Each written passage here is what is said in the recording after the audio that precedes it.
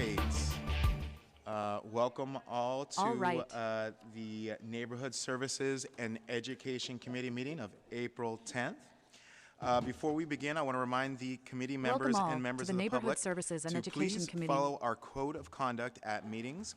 This includes only commenting on the specific agenda item and addressing the entire body. Public speakers will not engage in a conversation with the chair, council members, or staff. All members of the committee, staff, and the public are expected to refrain from abusive language. Failure to comply with the code of conduct, which will disturb, disrupt, or impede the orderly conduct of the meeting, will result in removal. This meeting of the Neighborhood Services and Education Committee will now come to order. Can the clerk please call the roll? Campos? Candelas? Here. Cohen? Vice Chair Duan? Here. And Chair Ortiz. Here. You have a quorum. Thank you so much. Now that brings us to item B, review of the work plan. Items recommended to be added, dropped, or deferred. And then item 1B, sports, field use, and equity status report. Do we have, I guess we have a recommendation to defer this item? Okay, does anybody, can I get a motion? All right. We got a motion. Is there any public comment for this item? We have no speaker cards. Okay, and we have a motion. We have a second. Can we please vote? Okay. All right, the ayes have it. I don't see anything on the consent calendar. Let's go to item D1, reports to committee. Parks, Recreations, and Neighborhood Services Volunteer Management Program Annual Report. Looks like we have a presentation from Andrea Flores-Shelton, Olympia Williams, Maria De Leon, and Tori O'Reilly.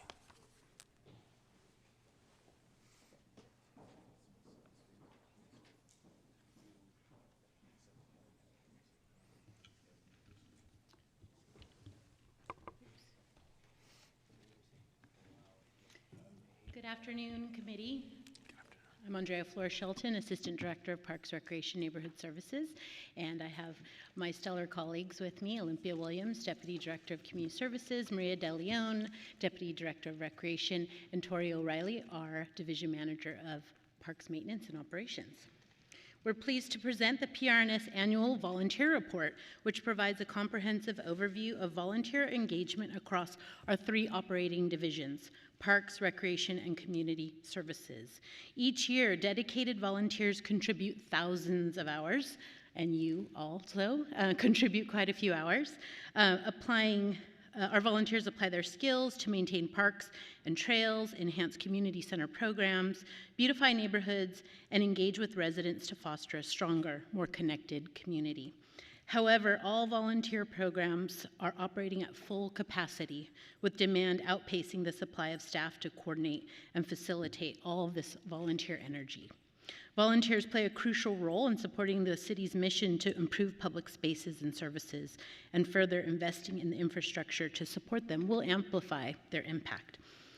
We also want to point out that the Parks and Recreation Commission did hear this item on April 2nd and have sent a letter to you all on their perspective. With that, I'll pass it over to, this is you. Oh, this is me as well. I don't have notes on it. Oh, yes, so, no, I'm going to pass it over to you.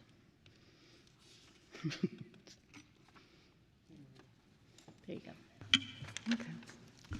Thank you. Good afternoon. My name is Maria De Leon, and we just want you to know that volunteers are truly beloved and essential in filling service gaps and fostering connections with volunteers and program participants. As stated by a volunteer advocate, quote, "Volunteers don't get paid, not because they're worthless, because they're priceless." Volunteers are priceless to the Recreation Division because they provide essential services that encourage community engagement, promote inclusivity, and create safe spaces for all participants at all ages. These essential services include community center programming, therapeutic recreation, and older adult services such as the Senior Nutrition Program. In fiscal year 2023-24, 34,773 hours were volunteered in a combination of community center and older adult services. Next slide. PRNS continues to greatly benefit from volunteer services with our programs such as older adult activities and specifically the senior nutrition program. In this past year, these programs were supported by approximately 232 volunteers with over 25,000 hours at 14 locations. And as we progress, PRNS continues to engage older adults, volunteers with children and youth to provide mentorship opportunities and share valuable life experiences, engagement through gen-to-gen intergenerational activities, and volunteering efforts with skill development, supporting community center special events, and activities leading exercise classes. Next slide. Volunteers are utilized to support community center staff with a variety of programs at our facilities.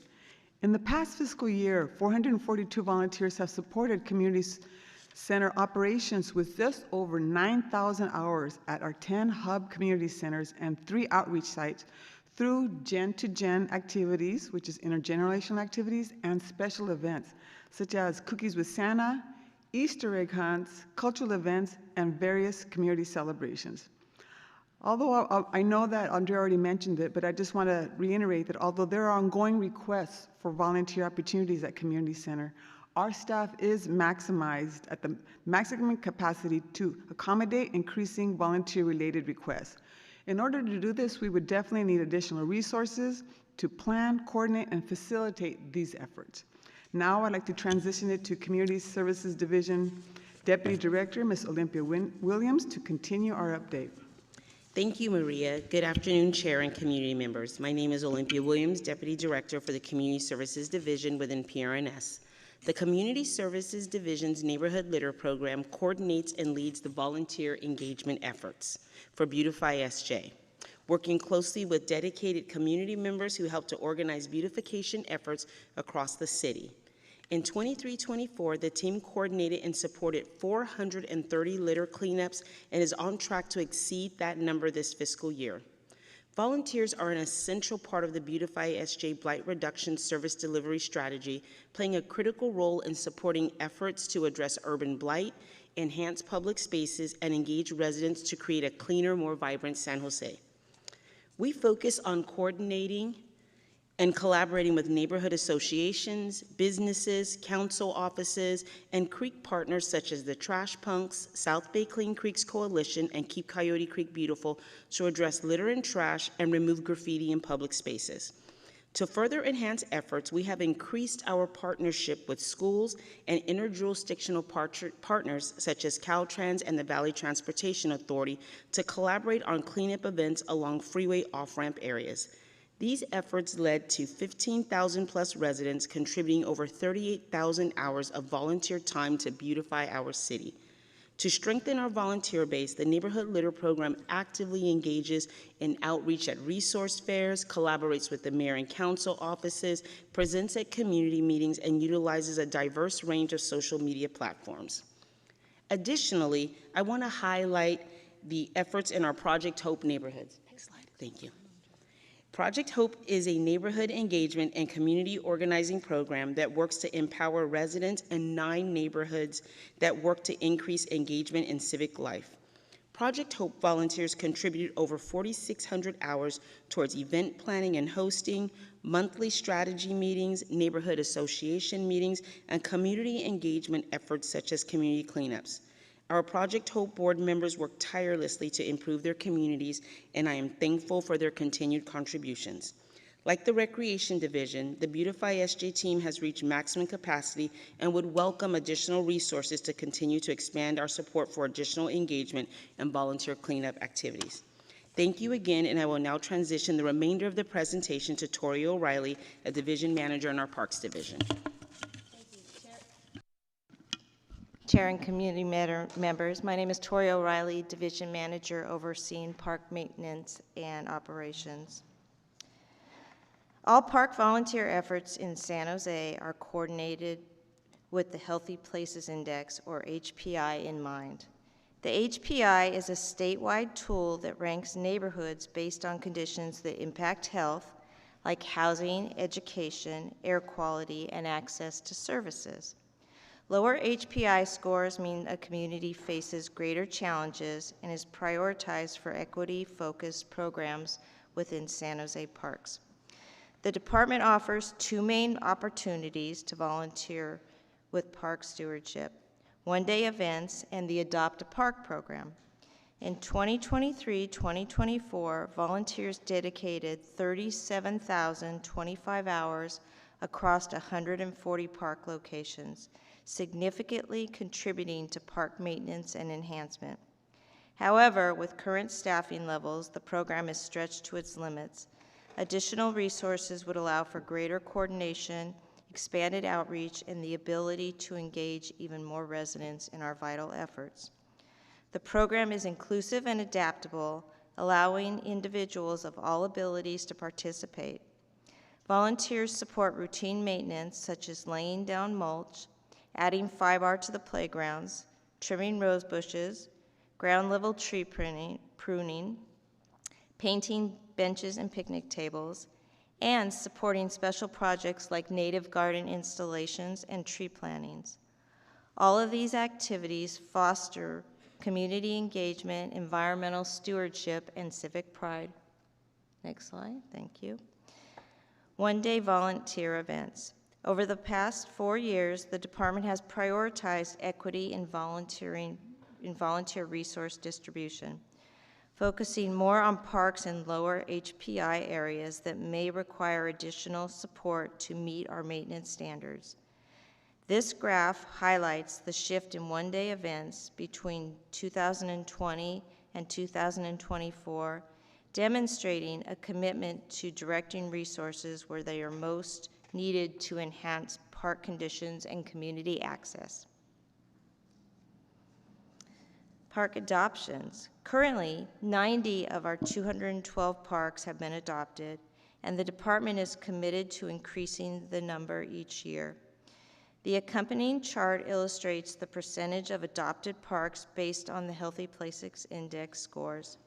Recognizing disparities in park adoptions, the department is actively working to address these gaps through strategic partnerships and targeted community engagement efforts to allow for more focused engagement, ensuring that historically underserved communities receive the support needed to foster long-term stewardship at their parks and their communities. As illustrated in the Healthy Places Index by Council District chart, much of volunteer planning within the department utilizes the HPI framework to prioritize equity in volunteer planning. This approach ensures that resources and volunteer efforts are directed in areas of greatest need, fostering more inclusive and sustainable park maintenance. Okay, so our next steps. As we have discussed today, the department relies on volunteers to stretch its limited resources. However, the demand for volunteer coordination and outreach in all divisions has exceeded our current staffing capacity. Moving forward to strengthen and expand these efforts, the department is working towards implementing initiatives that improve efficiency, accessibility, and impact. These include centralized coordination system to streamline management, reduce redundancies, and integrate digital tools for scheduling, communication, and tracking, as well as strengthening the department's ability to collaborate both internally and with external partners. With additional staffing support, we believe these initiatives can be fully realized, allowing the department to elevate volunteer engagement and meet the needs of San Jose's parks, community centers, and neighborhoods.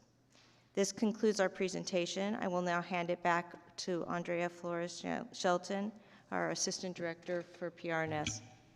We'll take any questions. Thank you.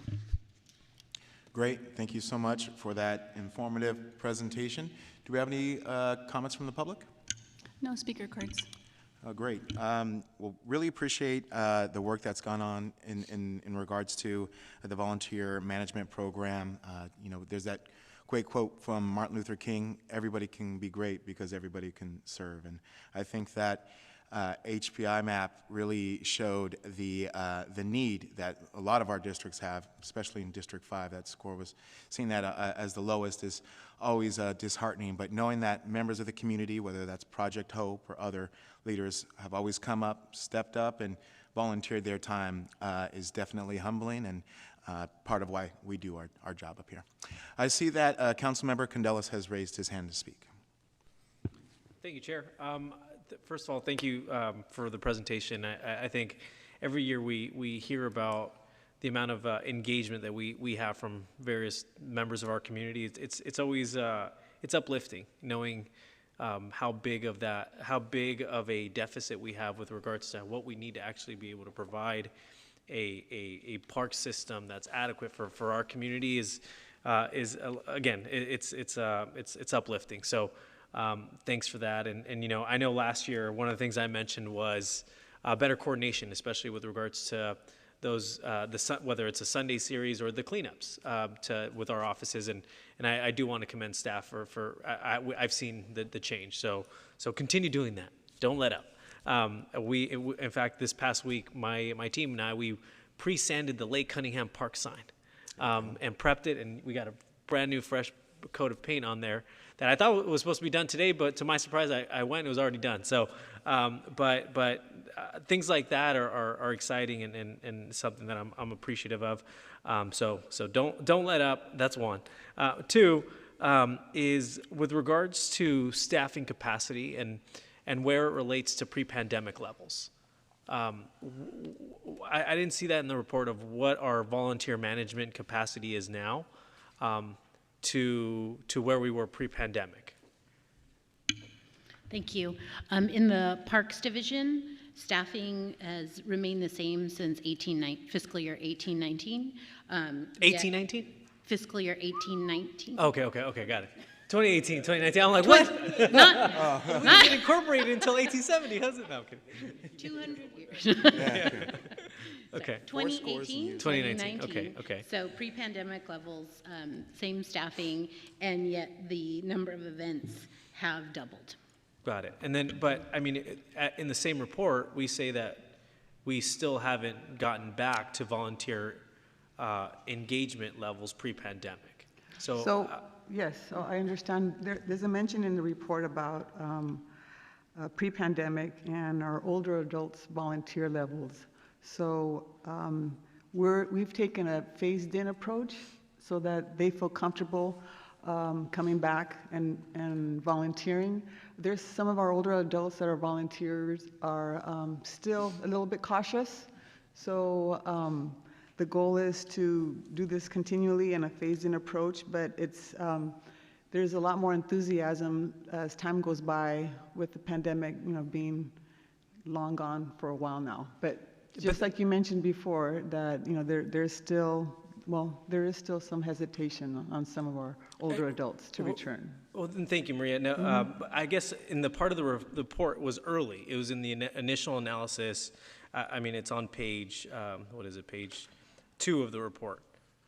There's a mention with regards to volunteer contributions in 23-24.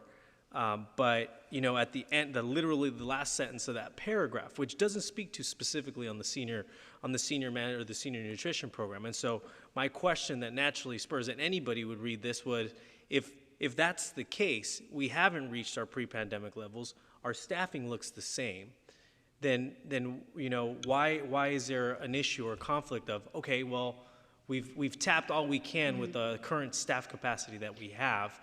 Let me finish. Yeah. And why why the delta? Does that make sense? Yes, and I want to point out how we're trying to have a unified volunteer management approach to PRNS, yet we have very different operations. And so I would say what's very different post-pandemic is the growth of Beautify SJ, right? So and the energy around litter cleanups and whatnot. So I can let Olympia speak more to sort of what I think we have done a great job of bringing back volunteer hours.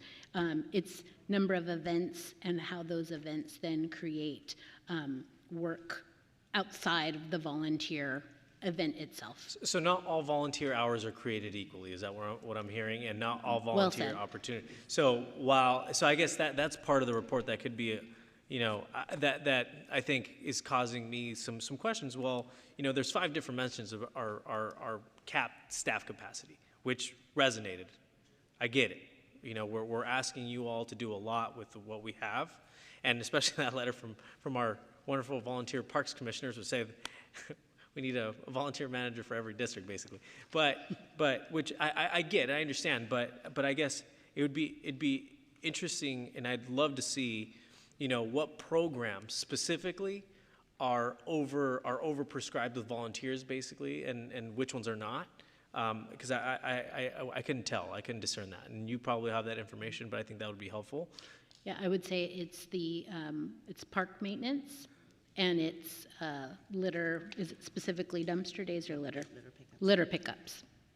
Whereas our community center-based older adult program, there's capacity there. So it's not the one-day events. It's the neighborhood litter program, or is it what? Because the way it's sorted, So in the parks division, we have our one-day events, and in Beautify SJ in the community services division, we also have, you could describe them as one-day events, but they're the neighborhood association litter pickups. Got it. Oh, no, I'm just reading from the report. So okay, well, no, I appreciate that, and I know you don't have an easy Olympia. I know you have a very difficult challenge, but however we can help to throw some bodies out and help folks. Folks throw stuff into the dumpsters. We're there. But with that, I'll move acceptance of the staff report, and thank you again for the work that you do. It's great. No throwing bodies away, though. No, just playing. That was a slip there. Next, I'm going to go to Councilmember Dewan. Thank you, Chair. I just want to say I'm grateful and I appreciate all your hard work, and especially all the volunteers out there that volunteer their times out there on Saturday and Sunday away from their families and friends, an activity that they could be doing, especially on a beautiful sunny day or even on a rainy day for that matter. And I've gone out there almost every single Saturday to work with Beautify San Jose or keep Coyote Creek beautiful and many other events. Now, the volunteer is the core value that supplement everything that we do here in our community. It's not only allow our young people to, take advantage of filling in their volunteer hours, but I wonder, do we have any particular program that we can print out a certification that show how many hours or what they've done? Because those certificate will help them, give a leg up on an interview to a college or even a job. So I still volunteer with the Red Cross, especially the Sound the Alarm program. And there's time we have like 250 volunteers, and we print out those certificates, and I personally sign every one of them. And so our volunteers really appreciate the fact that, you're taking the time and give them a recognition for their time, that they can put it in their profile, the social media, or just an advantage to procure a job or a position in school, whatever it is. Can we implement something like that? We are celebrating all of our volunteers next Wednesday, right? Next Wednesday? Yes. So we have our annual recognition event that we do, and we would be happy to consider in the future a certificate. We love PRNS, we love to give away swag and great things, but we are under cost control measures at the moment.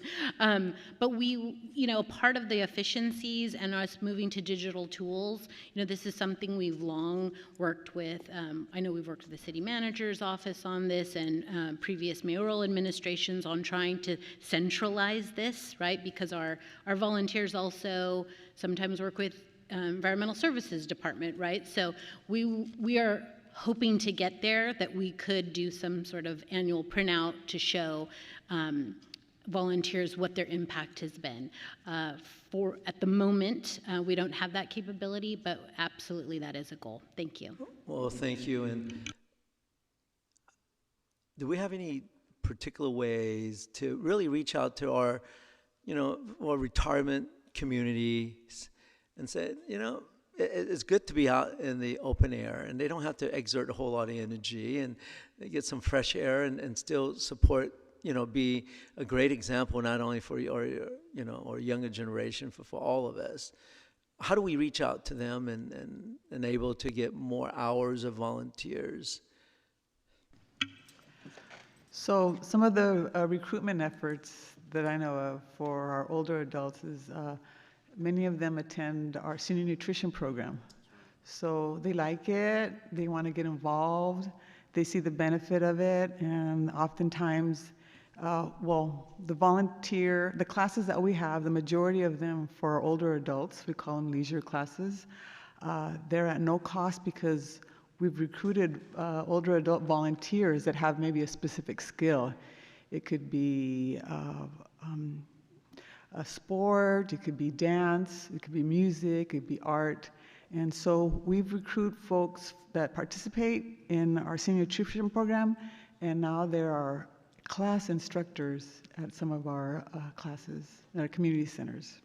Thank you. I know that our older adults have enormous amount of wisdom and experience, and I've gone out there planting trees, and this one gentleman over in 7th Tree, he has 35 years experience with Evergreen College of maintaining and planting, and he showed us stuff that I didn't know, and we can leverage those incredible experience to help our young.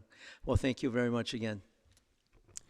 Thank you both for your comments. Just really quickly, if we could go back to the slide that is kind of like a map of the HPI scores.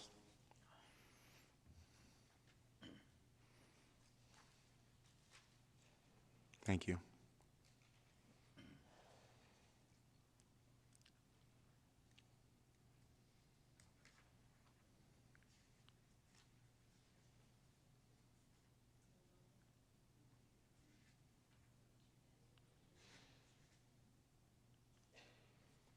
Oh, you had it for 2 seconds.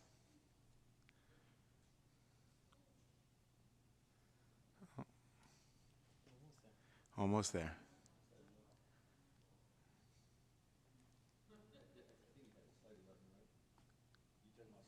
Yeah, the one that has the map of the, okay, great. Oh, well, thank you. The reason why I just wanted to touch on this fairly quickly, because I think we do have some advocates from my district that are present. So this is measuring the Healthy Places Index score of the different districts, and it was in relation to their conversation on equity of how to make sure they're directing volunteers to districts that need the assistance. And so HPI, the Healthy Place Index, what that does is it measures the social conditions of that neighborhood, and it scores it, right? And obviously there's different ratings. Red is not good, blue looks like it's blue, or purple looks like it's in the middle, and then green looks like it's in the positive. If everyone can see, District 5 is the lowest, in red at 14%. 0.96. If I could just ask staff, do we know what, I know it's measuring just like the social conditions of the neighborhood. Is there like a couple bullet points of what those conditions are that they're measuring? Sure. So what I can name off the top of my head is, is there a grocery store in the neighborhood, or are people getting, food at a liquor store, or, so do you have access to food? are people educated within the neighborhood? Do people have cars, or are they relying on walking or public transportation? So that type of thing. What's the air quality in the community? So there's 25, and I can actually send you the full list. Sure, I love that, but it's essentially like a list of socially determining factors that can measure somebody's ability to access opportunity or, equitable services. I just mentioned that we're going to be having a study session next week at Tuesday council session, specifically regarding the funding of our parks and how some parks and some districts are able to get more funding due to their proximity to development. If you look at that funding and who has access to that funding, it's very similar to these HPIs. My district still doesn't have those funds, and so we're trying to have that conversation on equity, and I felt that I would be remiss if I didn't point out that some districts have things in the city of San Jose, some things don't, and it's on us as a council member to make sure that resources are provided to everyone here at the city of San Jose. Okay, thank you. If we could call for a vote, please.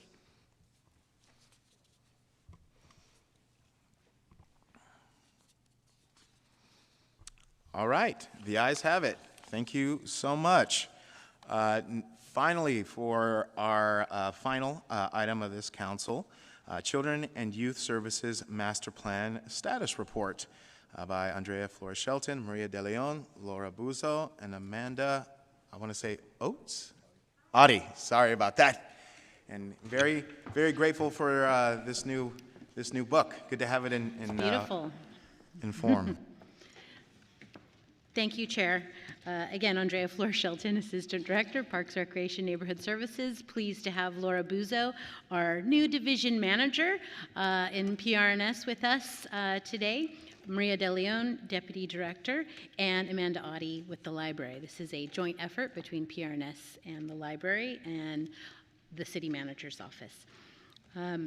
So while we're fortunate to live in one of the wealthiest cities in the country, it is important to recognize the recent physical and institutional violence impacting youth in our community. Requires us to continue centering the voices of children, youth, and adults who are experiencing many barriers, including gun violence and fear of their own government. The Children and Youth Services Master Plan, approved by the City Council 1 year ago yesterday, demonstrates the City of San Jose's commitment to partner with diverse sectors of the community to provide opportunity pathways that improve the outcomes for children and youth from cradle to career. Today, we're sharing how we have moved from the vision to implementation. And I'll turn it over to Maria De Leon. Yes, thank you, Andrea. As our Deputy City Manager, Angel Rios, once said about the Children and Youth Services Master Plan, quote, "We want to send a clear message to San Jose's children and youth. You are loved, you are valuable, and we are here to help you realize the destiny and purpose that is within you," end quote. As you could see in this slide, this intention is fully realized in this Children and Youth Services Master Plan vision, which includes fostering a future where every child and youth in San Jose blossoms into healthy, resilient, self-sufficient adults, enriched with abundant opportunities to live, work, play, dream, and prosper within the vibrant landscape of Silicon Valley. Since the inception of the Children and Youth Services Master Plan effort, we've always been grounded in strong values, specifically those listed on this slide. And the 7 priority areas listed here on the slide as well were identified as consistent community themes with those who participated in the focus groups, listening sessions, town halls, and surveys. The 7 areas include early learning and childcare, learning and empowerment, health and mental wellness, housing access and security, meaningful and sustaining jobs, safe, clean, and connected communities, and systems transformation, the City of San Jose's system of care. These areas serve as focal points to the city and its partners, maximizing their efforts to achieve significant community impact. And now I'd like to pass it on to PRNS Division Manager, Laura Buzo. Thank you, Maria. The Children and Youth Services Master Plan is designed to provide a strategic framework and approach for creating opportunity pathways. This is achieved by providing guidance on policy priorities, investments, and alignment of programs, operationalizing the City of San Jose Bill of Rights for children and young adults, establishing a strategic and integrated City of San Jose system of care with a continuum of support for children and youth from cradle to career, and that collectively we can demonstrate long-term and sustainable impact and measurable outcomes. Next slide. The Children and Youth Services Master Plan does not intend to provide all the answers, as no one organization or entity can effectively or holistically serve youth and families. Therefore, over the past year, city staff, through a collective impact approach, engage a cross-sector of community members to co-design the City of San Jose system of care with a no wrong door service delivery approach. In addition, we created 7 priority areas engaging over 120 representatives and community members from 62 organizations to help us refine the goals and objectives for implementation in the demonstration sites in East San Jose. We also strengthened the city's college and career pathways by creating new partnerships and serving over 3,000 participants in fiscal year 23 and 24. We also partnered with Blue Zones organization to complete the Blue Zones Readiness Assessment Report. And in March of 2025, city staff implemented and completed the Bill of Rights for Children and Youth Audit recommendations. And then lastly, in partnership with Healthier Kids Foundation, 934 health screenings were conducted at 5 school districts, and an additional 700 children will be screened before the end of the fiscal year. And I'd like to just take a moment to refer you to attachment 1, which has more detailed information about our progress and accomplishments over the past year.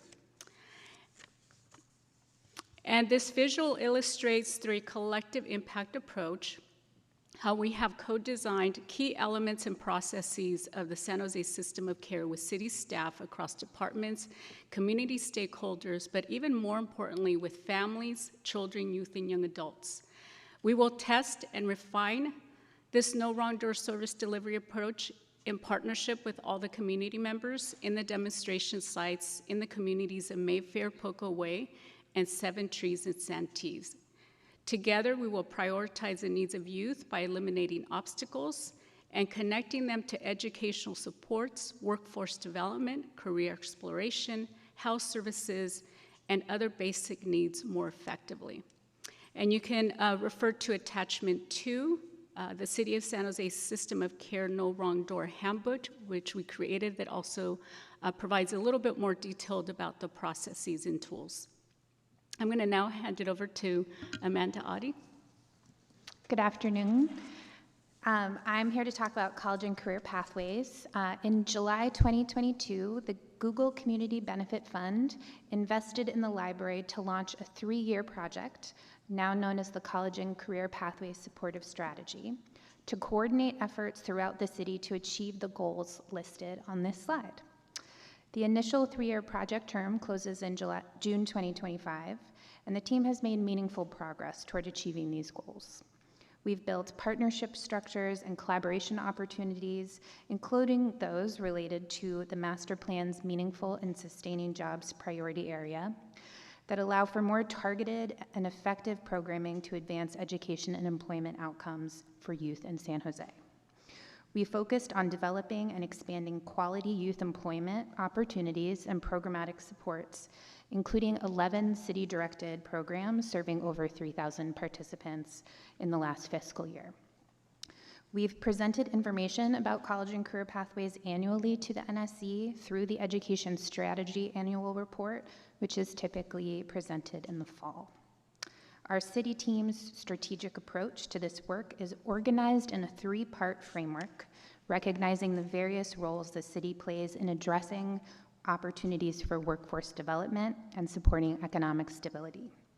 The first is the city's role as a classroom, which is led by the library department through the implementation of the education strategy.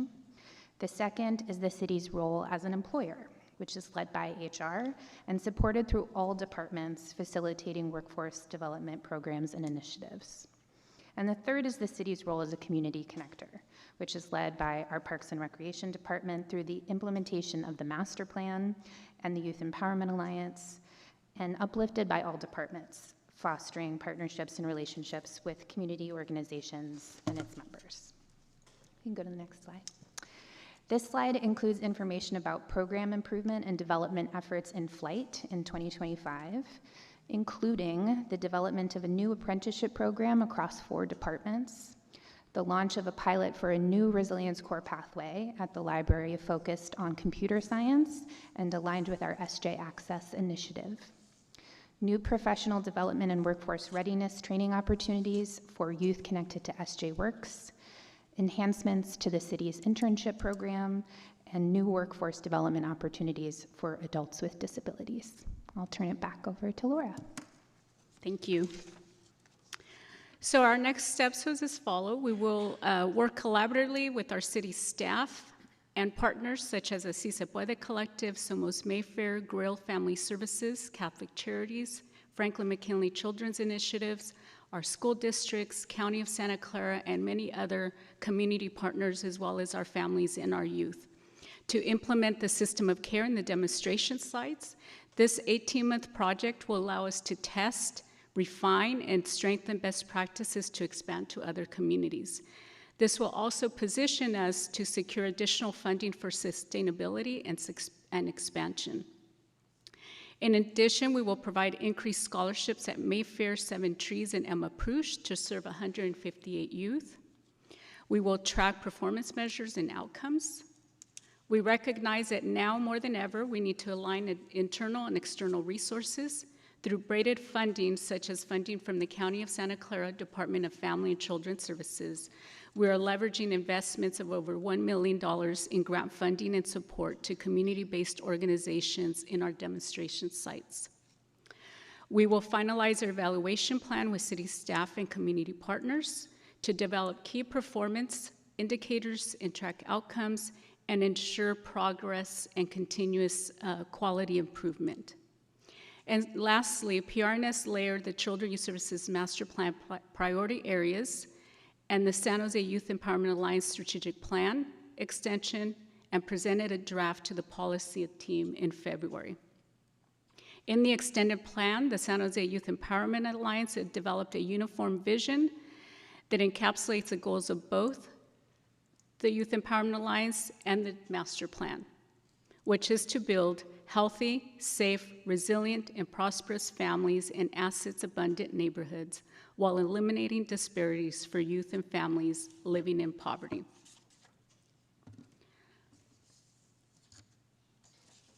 And in closing, we'd like to take a moment to thank our city staff and our many community partners and families, some of them who are here with us this afternoon, who continue to be engaged in realizing the vision of the Children Youth Services Master Plan. I'd like to now hand it over to our Assistant Director, Andrea Flores-Shelton. Oh, again, we're open for questions. Thank you. All right, tried to throw you a fastball right there. Do we have any questions or comments from the public? Yes, we have 10 speaker cards. We have one Great. Spanish speaker card submitted, so Wordly will be assisting with that translation. Si necesitas interpretación en español, tenemos el Wordly software proyectado arriba para ayudarte. Gracias. If you submitted a speaker card for this item, please sit in the front row marked reserved in blue. The first available speaker can walk up to the podium to speak. You will each have 2 minutes. Thank you. Gonna call the names. Oh. Linda, Adrian, Destiny, Veronica, Angelica, Bertha, Ashley, Michelle, Gara, and Victor. Thank you. Please make your way down.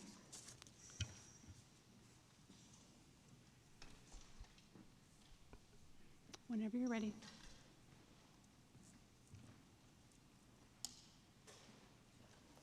Thank you, City of San Jose.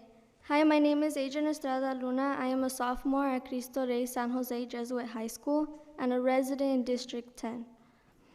I just wanted to say thank you to the City of San Jose for helping make health screenings available at schools all over San Jose. I can say from firsthand experience that it means a lot to the students of San Jose to be able to get these health screenings.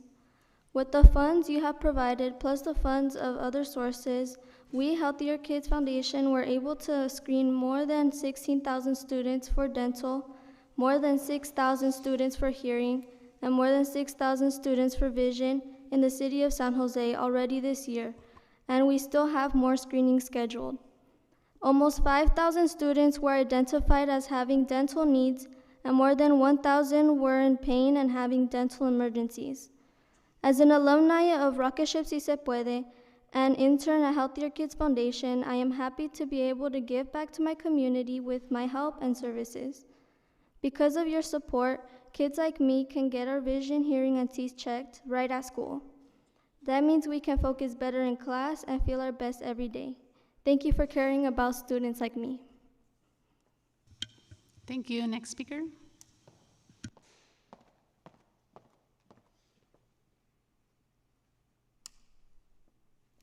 Good afternoon. My name is Melinda Snavely, and I'm here wearing two hats today, both as the Chief Executive Officer for the Healthier Kids Foundation, but also as a resident of East San Jose and a mom of 5 youth here in San Jose. And I can say that from Healthier Kids Foundation, Adrian shared with you that in combination of the funds provided for this initiative, as well as other partners, we actually completed over 30,000 screenings so far, and as she shared about dental screenings, we've had over 7,000 needs come up that we've been approaching through the No Wrong Door approach to support. So supporting families with getting connected to care and services and medical homes, and it's been really important for those families to have a trusted advocate in the community. As a mom, what I can say is that I leverage all of your resources that you've made available through the Children and Youth Master Plan. I have kids that ride the bus each day on the 25 line and land over at the library in East San Jose on Allen Rock, and they have a safe and welcoming place that they spend the afternoon doing their homework until I get home from work. I have a child who walks down Allen Rock Avenue and goes to the Roosevelt Community Center almost every afternoon and leverages the relationships and the safe, trusted space that's there as well. So thank you on behalf of my role as the Healthier Kids Foundation, but also as a mom in East San Jose. Thank you. Next speaker.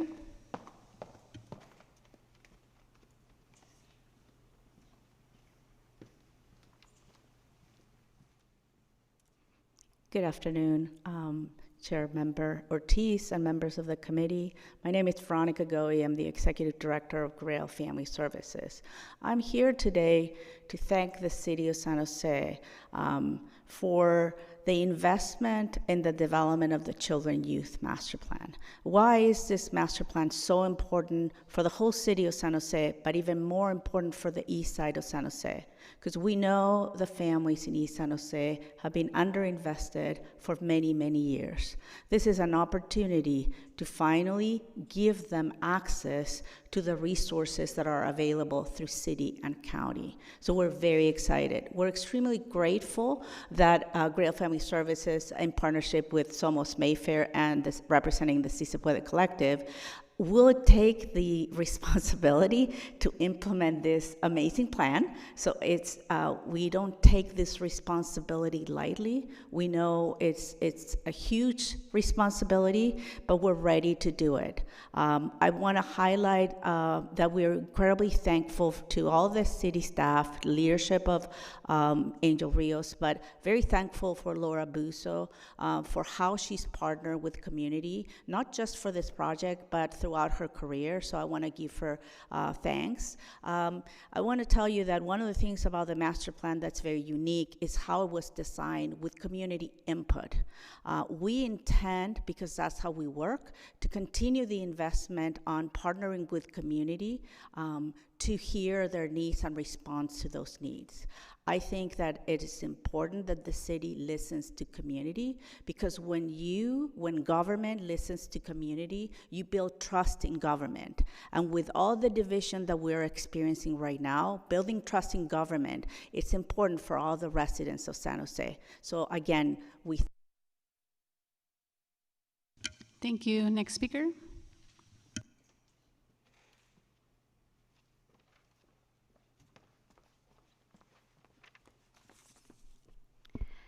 Good afternoon. My name is Angelica Ramos, and I am the Director of Policy and Communications at Grail Family Services and a mom of a toddler in their toddler school.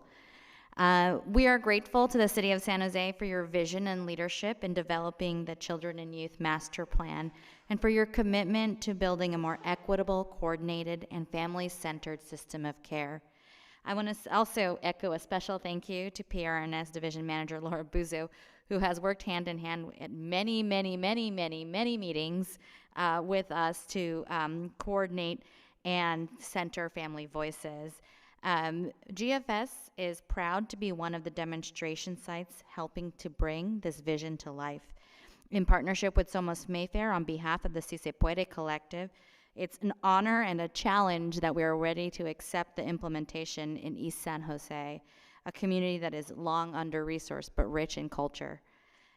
We're especially encouraged that early childcare and education is a center focus of the Children and Youth Master Plan.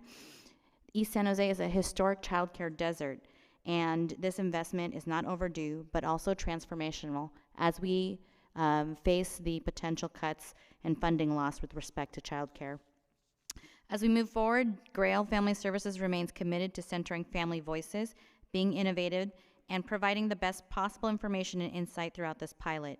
We know that this is a powerful framework that allows us to integrate our services in ways that align with the city, the county, and philanthropic partners, a true public-private partnership model. Thank you again to the city for walking us alongside in this journey from cradle to career to uplift children, youth, and families across our city. Thank you. Next speaker.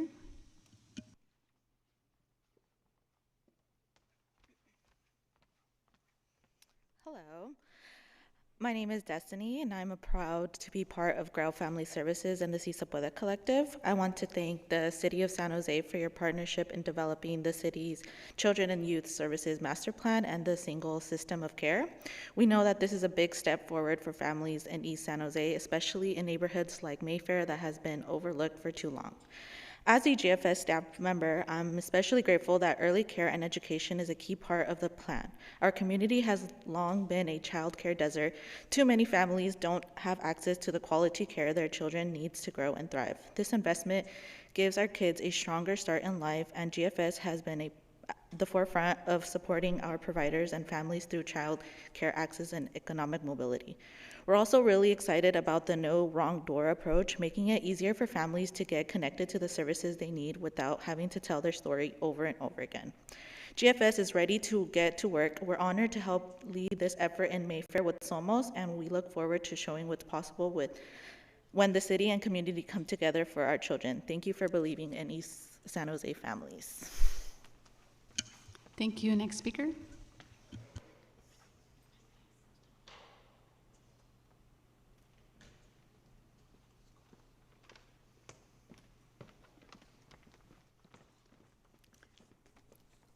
Hola, buenas tardes. Mi nombre es Berta Paredes y estoy aquí con mis compañeras Mi nombre es Berta Paredes. Yes. Estamos aquí en nombre de Grief Family My coworkers to grow and Lydia and Marta. Si Se Puede.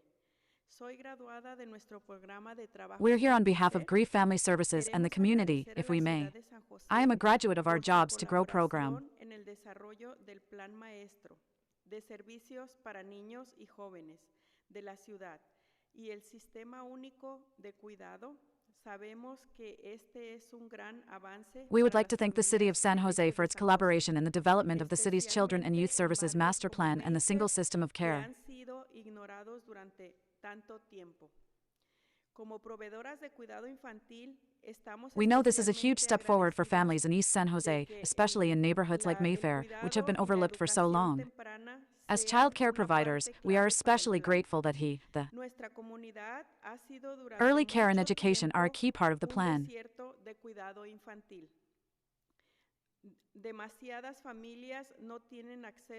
Our community has long been a child care desert.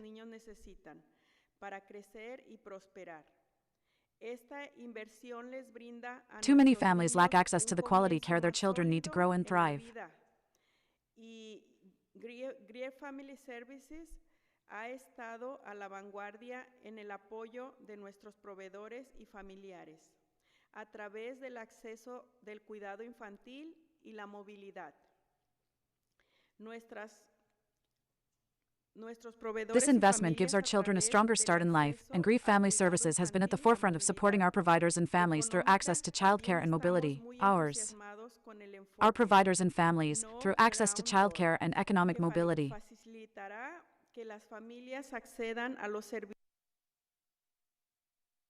Gracias. Next speaker. We're also very excited about the no ground door approach, which will make it easier for families to access services. Thank you. Hi, I am Cara Ramirez. I am a junior at Abraham Lincoln High School and a member of Jóvenes Activos Somos Mayfair. I'm here to reaffirm my full support to this plan and urge the committee to ensure that the adequate staffing and technical support are in place for the long-term implementation for the children and the youth master plan. I also want there to be ensuring that educators have the tools and training needed to support their students so that no student feels left out. I want students to get more access to career opportunities so they have access needed to the experience required to reach their goals for the future they want to achieve. Thank you. Thank you. Next speaker.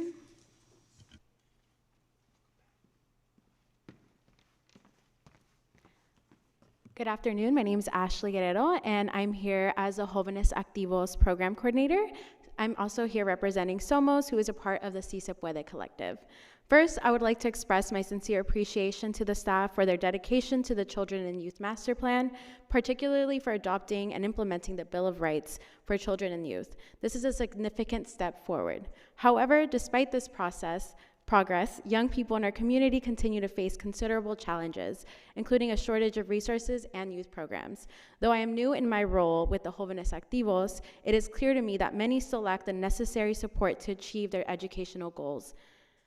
Far too often, youth are dismissed and not taken seriously by adults in the city. We're here today to remind the committee that real progress can't happen without a strong commitment from the council. The budget for this year must prioritize funding for the Children and Youth Master Plan, and I'm here just as a reminder to reaffirm our full support for this plan and urge the committee to ensure that there is adequate staffing and technical support to support the long-term implementation of the Children and Youth Master Plan. Thank you. Thank you. We have one more card submitted for Carmina. Next speaker. Good afternoon, Victor Vasquez, co-ED at Somos, proud member of Si Se Puede Collective. Thank you to Grail for being such a true partner in this struggle. I want to speak a little bit about what it means to support and why we need resources for our youth. Veronica mentioned that we have a great responsibility that we're going to take with you and the county. And there's a lot to be at stake. 66% of our Latino youth has faced arrest and citations in 2001. That is a difference of their white counterparts are only at 14%. More than 53% of youth 14 through 17 are arrested, and they come from 95116, 951127, 95121, and 95111, where I live. So definitely place is an issue in race as well. And if you look deeper into the statistics that young people in juvenile hall face, 85% of girls and 67% of boys have significant issues with depression, anxiety, and emotional factors. 31% of those young girls thought about committing suicide, 12% for boys.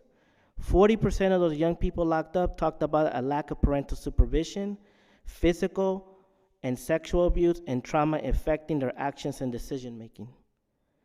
And these are just some of the stats, and I have more for you. But it's clear that these adverse childhood experiences have long-term effects, negative impacts on the health, the opportunity, and the well-being of youth, not just when they're newborn, but throughout our lifetime. And those experiences are impacted mostly in certain neighborhoods and with certain groups of people. So today, as you move it forward, today's a reminder that we're taking responsibility to heal our youth, to love and care for them so they can live a long and successful life. Thank you. Next speaker.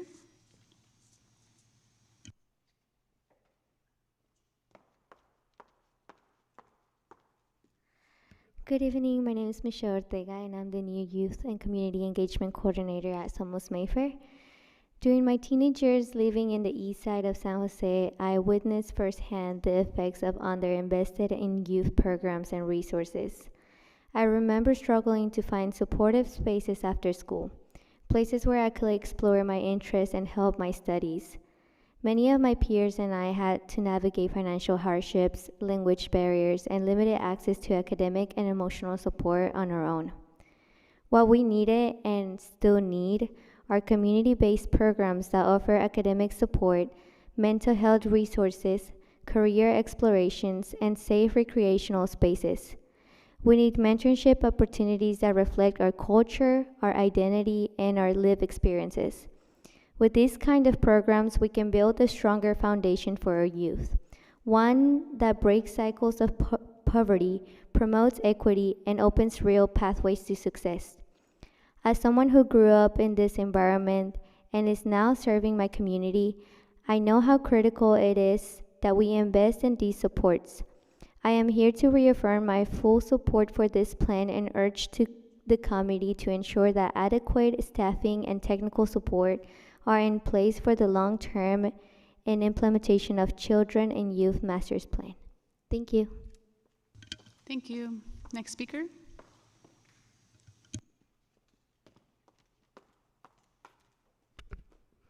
Good afternoon. My name is Carmina Valdivia. I'm here representing Catholic Charities of Santa Clara County and the Franklin McKinley Children's Initiative.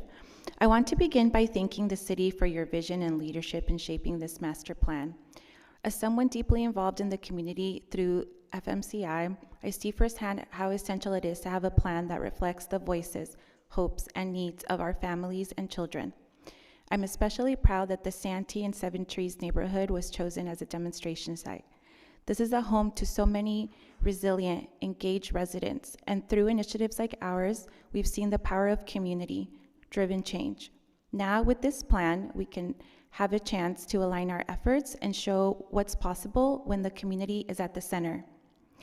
With continued support from the city and our partners, we can turn this vision into action and build a future shaped by and for the people who live there. Thank you for your commitment to making this future real. I believe that's everyone. Back to the committee. Thank you. All right. Thank you so much. I see we have one council member with their hand raised. Councilmember Dewan. Thank you, Chair. Thank you, staff. Thank you to all the speakers and our collaboration between the city, the county, and the nonprofit organization. You know, I have 3 kids, and I just want to say this: it's the community responsibility to make sure that our children succeed. And when we don't, we really truly don't have that great future for them, then we fail. And failure is not an option in this arena. We must succeed at all cost. I just have a few questions. Do we have within the program, you know, there's different steps there that help and to guide our children to have some type of financial management? Because I think a lot of our younger children now are growing up, you know, the only thing they know is the plastic card, which is, you know, we get suckered into that, whereas the interest rate now, I think it's on the average is like 29%. That's just outrageous. That's robbery in a legal way, right? And do we have any type of program like that for our youth? Thank you for the question, Council Member. I can speak on behalf of the library that there are examples of those programs focused on financial literacy that are presented to youth at our branches. And we are working right now on a project to identify a core series of workshops and learning opportunities that we can offer through our college and career pathways focused programming plank is what we call it. And one of the main learning objectives that we're thinking about is financial literacy, including financial literacy about how to pay for college responsibly and also more generally. We have some really trusted community partners who are doing this work in San Jose as well, including through the UC CalSoap Consortium. So we have some real experts that we can rely on, but thinking about how we can elevate those programs and access to that kind of information within our community, leveraging our libraries and community centers, and schools as hubs for connecting people to those resources, is something that will be part of this implementation plan in the next year. Fantastic. And I would hope that we start teaching our youth to put 25% of their earning or gifts into perhaps a 529 plans for their future education. What strategy will be employed to ensure that the plan remain relevant as the need of our children evolve? And you know, they evolve pretty quickly these days. Yes, thank you for your question, Council Member. I think our community partners said it perfectly, right? It's important that we continue to engage our young people, middle school all the way to young adulthood, and the families, to really understand and hear from them, or what are some of the emerging issues, right? We know that our communities sometimes change, demographic-wise, language necessities, educational needs, and so it's important that we continue to do that consistently throughout the implementation, and more specifically when we evaluate the program. And we have to be transparent and make sure that we are also responsive to those evaluation outcomes, so that if we're not moving the mark, that we have some introspection to really think about and discuss with our community members on where do we need to shift so we can make sure that we achieve those outcomes. Thank you. How will the city continue to be engaged with our community and stakeholders to adopt and adjust the plan over time?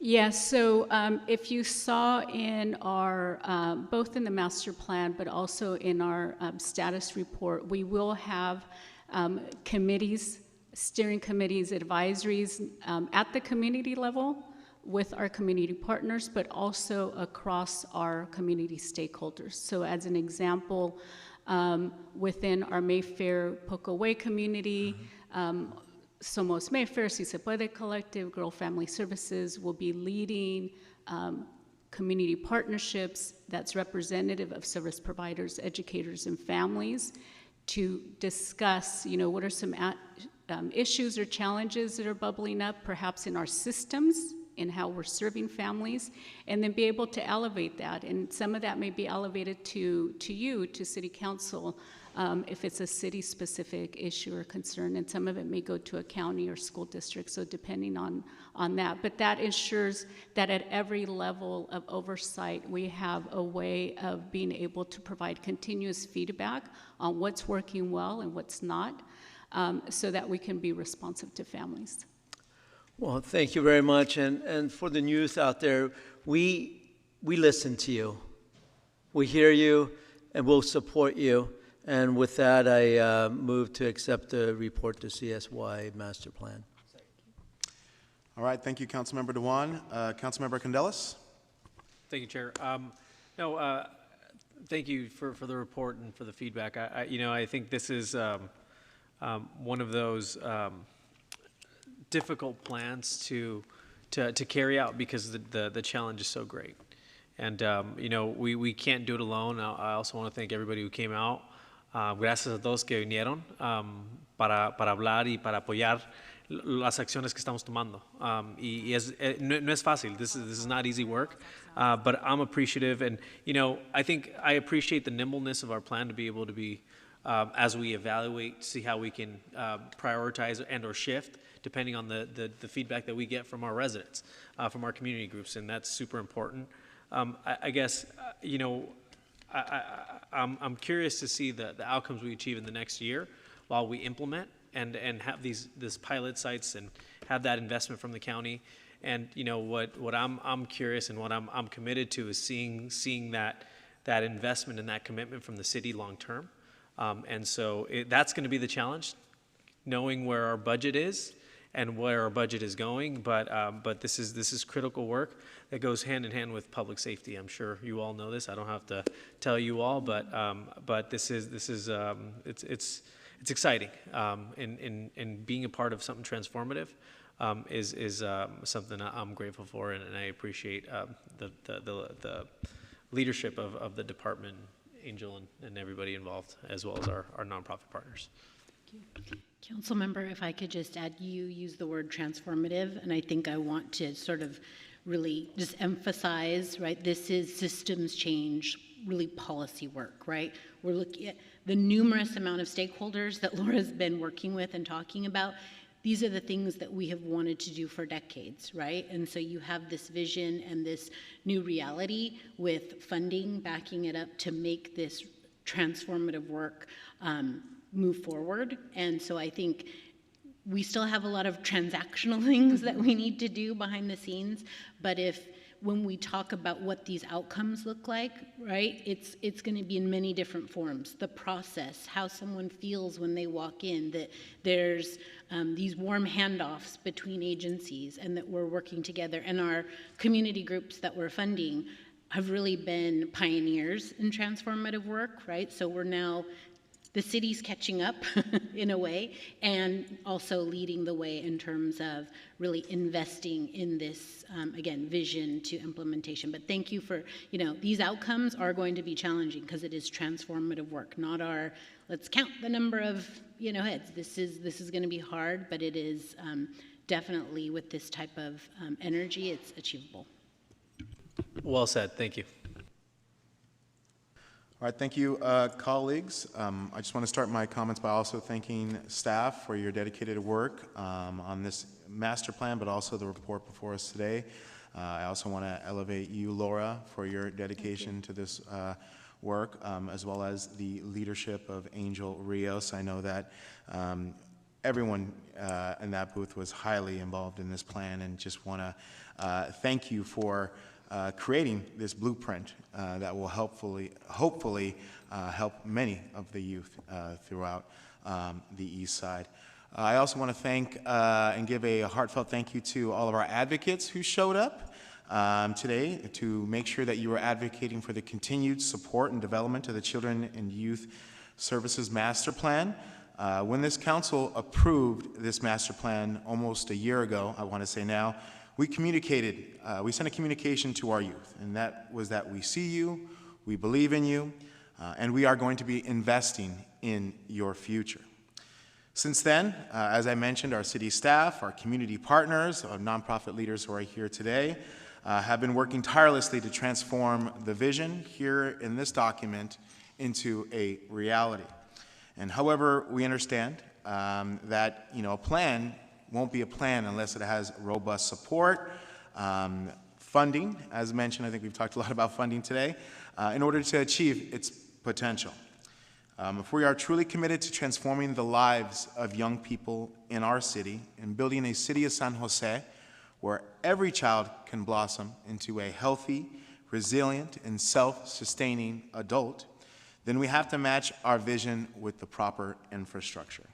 That means identifying the additional staffing and the additional technical support we will need to see in order to have this work. And that's why I asked for an MBA during the March budget message to ask the city manager to identify additional staffing and technical support required for the long-term implementation of the Children and Youth Master Plan.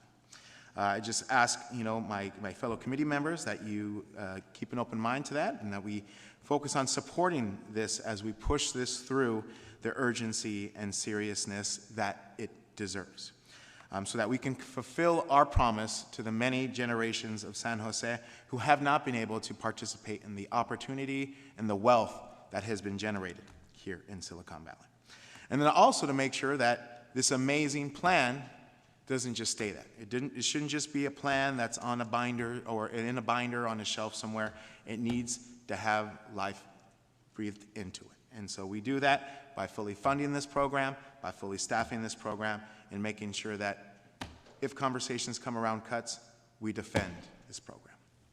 So thank you, and let's go to a vote.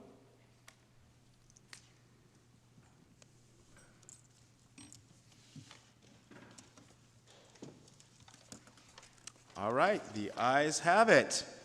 Thank you all. I believe that brings us to our last item, which is open forum, if there's any comments. There's no public comment. Okay, thank you all. That adjourns us. All right.